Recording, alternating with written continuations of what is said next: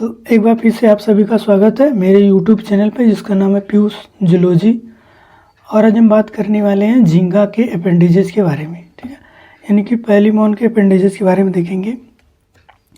तो जो पैलीमॉन या झींगा होता है उसका शरीर जो है वो लगभग 19 सेगमेंट का बना होता है। उनके पूरे शरीर में लगभग 19 सेगमेंट होते हैं और इनके पूरे बॉडी सेगमेंट को 3 कैटेगरी में डिवाइड किया जाता है। एक को बोलते हैं सिफेलिक अपेंडेजेस, दूसरे को बोलते हैं थोरैसिक अपेंडेजेस और तीसरे को बोला जाता है एब्डोमिनल अपेंडेजेस। सिफेलिक अपेंडेजेस में टोटल 5 पेयर आते हैं जिसमें हेड रीजन होता है। थोरैसिक रीजन में टोटल 8 पेयर होते हैं जिसमें थोरैसिक रीजन होता है। और वही अपेंडेजेस रीजन में टोटल 6 पेयर आते हैं एब्डोमेन के। अब अगर हम देखें यहाँ पे लिखा गया है सिफेलोथोरैक्स, तो जो सिफेलिक अपेंडेजेस और थोरैसिक अपेंडेजेस है इन दोनों को मिला के बोला जाता है सिफेलोथोरैक्स, जिसमें टोटल 13 पेयर ऑफ सेगमेंट आते हैं, ठीक है, बाय हेड एंड थोरैक्स।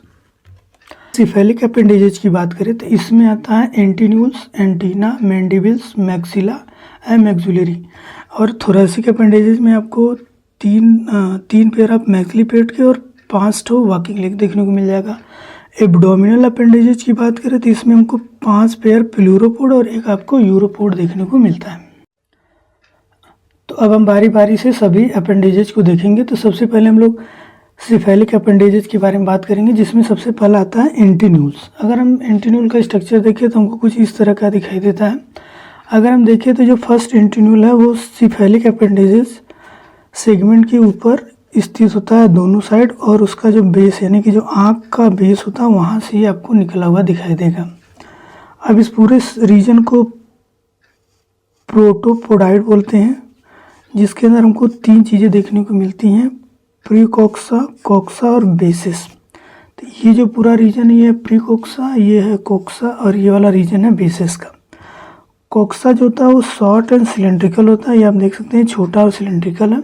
और जो बेसिस है इसमें आपको फ्लेयर दिखने को मिलेंगे, ठीक है, आउटर एंड इनर जो फ्लेयर देखने को मिलते हैं।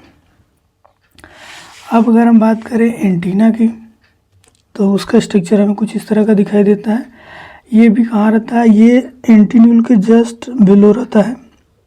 इसमें जो प्रोटोपोडाइड इसमें 2 रीजन आपको देखने को मिलेंगे, एक कोक्सा होगा और दूसरा बेसिस के होंगे। कोक्सा जो होगा वो स्मॉल और रीनल अपर्चर की ओपनिंग के पास आपको देखने को मिल जाएगा। बेसिस में आपको 2 चीज़ें मिलेंगी, एक लॉन्ग एंड नैरो फ्लेयर देखने को मिलेगा और एक लीफ लाइक स्ट्रक्चर को इसको स्कोमा बोला जाता है, जो कि बैलेंसिंग आर्गन का काम करता है, बैलेंस करने का काम करता है। स्विमिंग के समय कौन स्क्वेमा जिसे बोलते हैं, ये जो है रीजन ये स्विम करते समय बैलेंस का काम करता है। अब अगर हम मैंडिबल्स के बारे में देखें तो उसका स्ट्रक्चर हमें कुछ इस तरह का दिखाई देगा। ये शॉर्ट होते हैं, स्ट्रांग होते हैं और इनमें आपको दांत के जॉ देखने को मिल जाएंगे, ठीक है, जो कि माउथ के दोनों साइड होते हैं। इसमें जो कोक्सा होता है उसमें आपको 2 चीज़ें देखने को मिलती हैं, एप्लोसिस और हेड। एप्लोसिस जो होता है ये मोलर पोजीशन के लिए होता है, जिसमें आपको 6 डेंटल प्लेटें देखने को मिलती हैं। और हेड वाले रीजन में इंसीजर प्रोसेस होता है, जिसमें हमको 3 दांत देखने को मिलते हैं। ये पावरफुल बाइटिंग का जा बनाते हैं, जो कि भोजन को चबाने में मदद करते हैं। अब हम बात करते हैं चौथे सिफेलिक अपेंडेजेस के बारे में, जिसे मैक्सिलरी बोला जाता है। ये आपको थीन और लीफ लाइक अपेंडेजेस के रूप में देखने को मिल जाएगा। इसमें हमको 3 पोडोमर्स देखने को मिलते हैं, जिसमें कोक्सा, बेसिस और एंडोपोडाइड होता है, और इनका काम होता है भोजन को पास करने में। अब अगर हम बात करें मैक्सिला के बारे में तो ये हमको मैक्सिलरी से लार्ज देखने को मिलेगा, फ्लैटेड, और ये भी लीफ लाइक स्ट्रक्चर के रूप में दिखाई देगा। इसमें जो प्रोटोपोडाइड होते हैं उसमें भी 2 रीजन है, एक कोक्सा का एक बेसिस का, और इनका जो काम होता है वो भी भोजन को पास करने में, साथ ही साथ ये पानी में शोषण में मदद करते हैं, गिल्की।